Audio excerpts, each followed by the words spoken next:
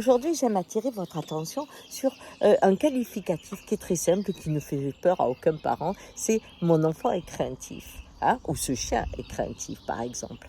Eh bien, sachez que la crainte, que nous connaissons tous, la crainte, quand elle prend des racines très tôt dans l'enfance et qu'elle se développe, eh bien, elle amène quelque chose d'étonnant, c'est-à-dire la mélancolie, la tristesse et la colère. Pourquoi je vous parle de ça? Parce que quand c'est jeune, on peut vraiment aider l'enfant à oser faire confiance à la vie, à la transformation, que la vie est une expérience et pas des suites d'échecs. Hein.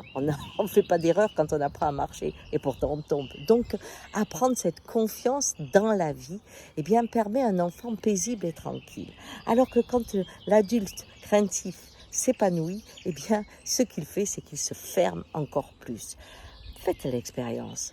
Quand vous êtes dans la crainte, vous vous refermez, vous vous méfiez, vous voulez plus rien savoir. Ça y est, moi je le crains, j'ai peur. Ok, c'est ce qui se passe.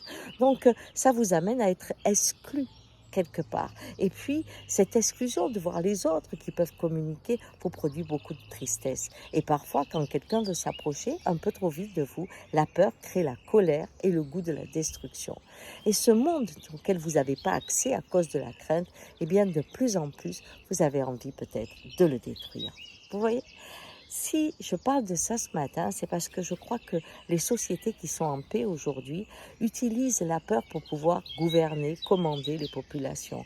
Et cette crainte que l'on met dès la plus jeune enfance à la population, eh bien aujourd'hui, au moment où nous avons peur de l'inconnu et où cela est constamment distillé dans nos médias, on se retrouve avec une grande partie de gens qui sont dans la dépression ou dans la tristesse ou dans la mélancolie et une forte partie qui ont une colère qui monte, qui n'a pas encore trouvé son expression, mais qui n'est pas loin d'exploser. Ce qui est bon à un moment donné devient un poison après. Pour ceux qui sont des dictateurs, pour ceux qui veulent imposer leur vision, la peur semble un outil remarquable. Mais sur un long temps, la peur crée les explosions remarquables aussi. Alors, vraiment, confiance aujourd'hui, parce que après tout, la vie ne peut pas être dangereuse. On connaît la fin. Et dites-moi, avoir peur de la transformation? Parlez-en à un papillon, il vous dira qu'il ne regrette pas l'époque où il était un ver à soie. Allez, ciao!